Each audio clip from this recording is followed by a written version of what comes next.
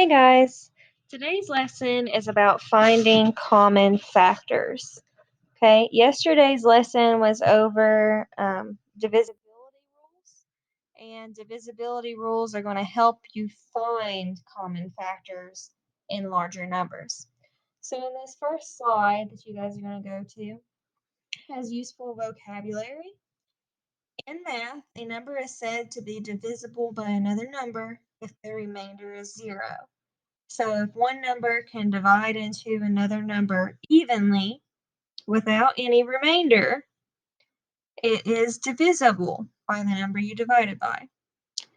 Divisibility rules are a set of general rules that are often used to determine whether or not a number is evenly divisible by another number. So these are rules that can help you determine, can you divide that number by 1? Can you divide it by 2? Can you divide it by 3? Instead of literally having to work out every single problem, those rules will help you skip a step. A factor is a number that, when multiplied with another number, produces a given number. So numbers that you multiply together to get a product, those are factors. Factors are often given as pairs of numbers which multiply together to give the original number. These are called factor pairs. So two numbers that multiply together to get a product, those are factor pairs. Some numbers have multiple factor pairs. This slide is a divisibility rules poem to help you remember whether a number is divisible by 1, 2, 3, 4, 5, 6, 9, or 10. The Boom card activity gave you rules for 7 and 8. Those rules are a little complicated. If they work for you, that's fine. You can use them. If you would rather check for divisibility by knowing your multiplication facts, that's going to be better. If you're not sure about your multiplication facts, there are slides further down at the bottom where you can divide it and see if you get a remainder of 0. I'll show you an example of that here in a little bit. So hopefully the divisibility poem helps you. The next slide says to use your divisibility rules to find factors that products have in common. Click here to watch a video explaining how to find factor pairs. You're watching this video right now.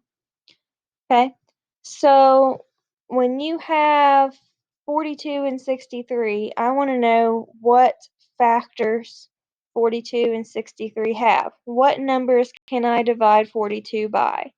There are 8 numbers that I can divide 42 by, and I'm going to find the factor pairs, the numbers you multiply together to get 42. So I'm going to start with 1 and work my way up to 10 or 12. And I'm going to ask myself, can I multiply 1 times something to get 42? Yes, 1 times 42 is 42. This means that you can divide 42 by 1 and get 42. You can divide 42 by 42 and get 1. So now I'm going to go to the next number in the divisibility rules, the number 2. If it's even, it's true, it's divisible by 2. 42 is even because it ends in an even number. So 2 goes into 42. If you are not sure what you multiply 2 times to get 42, you can scroll down to the bottom and divide 42 by 2 to get your answer. Or you can split 42 in half. Half of 4 is 2, half of 2 is 1, so 2 times 21 is 42. So 21 is a factor. I can divide 42 by 21 to get 2.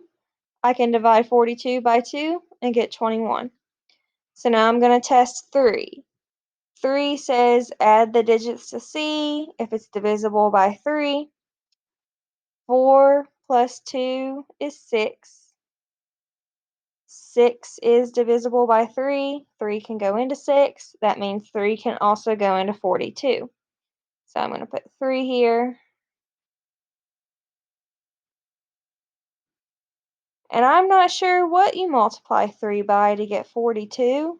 So I'm going to scroll down to the bottom here and use one of these division tables. I'm going to divide 42 by 3. 42 divided by 3. 3 goes into 4 one time. 1 times 3 is 3. We subtract and get 1. Bring down the 2, we have 12. And 3 goes into 12 4 times. 4 times 3 is 12.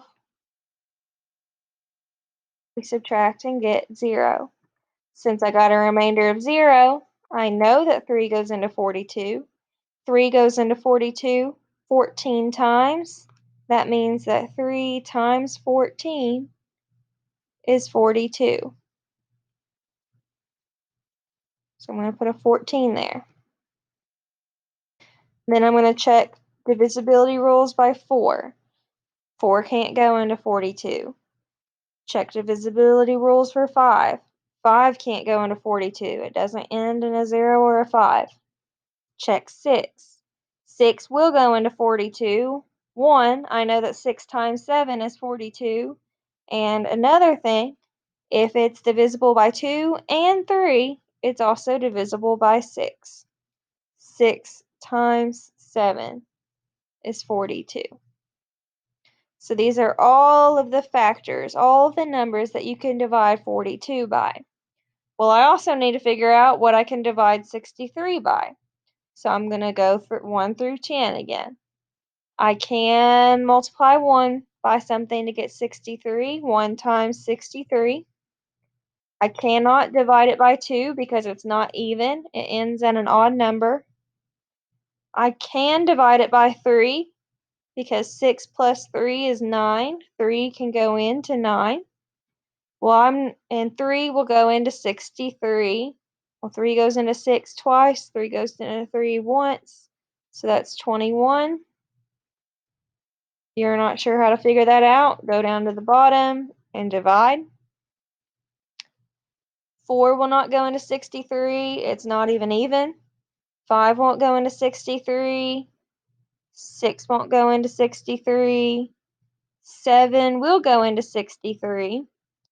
You can try the divisibility rules from the boom cards. Those are a little complicated for 7s. But if you know your 7s, you know that 7 times 9 is 63. So these are all the factors, all the numbers you can divide 63 by. On the next slide, I want to find what the common factors are. So if you look at all the factors of 42, all the numbers you can divide 42 by, and all the numbers you can divide 63 by, I want to know what they have in common.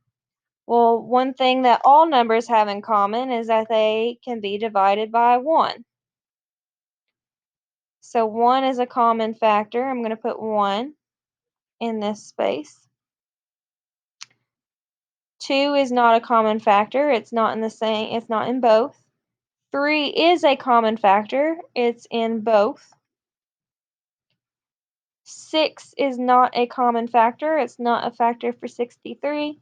7 is a common factor. It's a factor listed under both.